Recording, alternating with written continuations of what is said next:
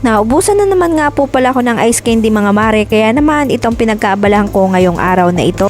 Nakaka 3 times na nga po palang balik yung aking suki sa ice candy pero wala na po akong maibenta. Kung na nga po pala hahayaang maubusan ako ng stock, kaya naman ilang piraso pa lang, kailangan may pamalit na ako dito, dapat gumawa na ako kaagad. Kapag nga ganitong tag-init ay isa nga ito sa mabilis sa ating mga tindahan, kaya naman gumagawa ako ng pakonti-konti para may maibenta ako sa aking mga suki. Melon flavor nga po itong aking napiling flavor ulit ngayon dahil hindi ako nakapagsadya sa palengke. Gusto ko sana ay buko pero wala akong mabili dito sa aming pamilihan. Paano kong ginawa? Isusulat ko na lang dito sa comment section dahil maliit lang o maigsi lang po ditong oras natin sa reels.